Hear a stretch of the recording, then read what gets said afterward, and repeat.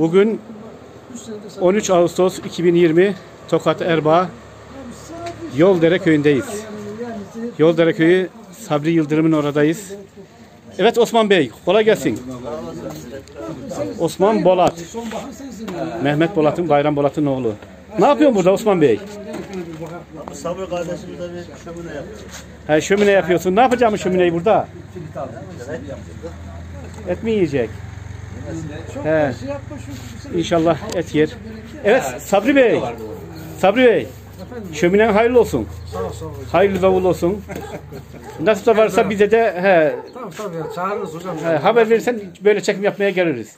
Et yemeye gelirsin hoca, et yemeye. Evet enişte sen ne diyorsun? Ben ne diyeyim işte, gözüyor bize yapılan şey, eti gözü yok. Ya. Sabri Bey izin verirse etini alın gelin burada. Yengeyle tabii, beraber, tabii, köylümle beraber burada çay içersiniz. Yaparız tabii. Yerin üstüne, taşın üstünde yeriz hocam sen de. Öyle mi? He. O kadar. Sen gel hoca sen. Seni izleyenlerine bir şey diyor mu? Ne diyeyim, herkese selamlar, saygılar.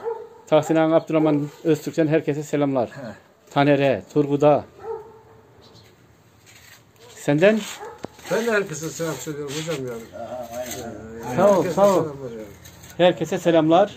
Takibine selam. Osman Bey'e de selamlar. Kolay gelsin.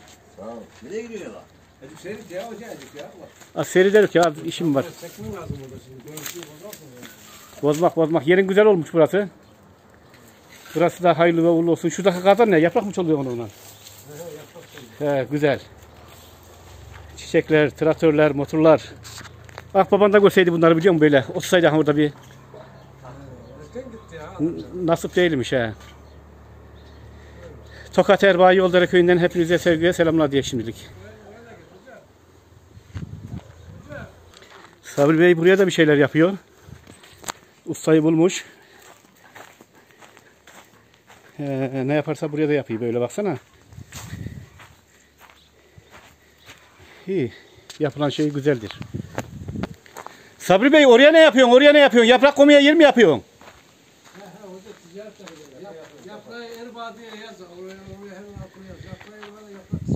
He. Bir de YouTube'dan bizi izleyenler Instagram'da Yaprağı Erbaa yazdığın zaman değil mi? Sizinle irtibata geçiyorlar. İnternetten yaprak gönderiyorsunuz. Kanalıma abone olunuz. Hepinize teşekkürler.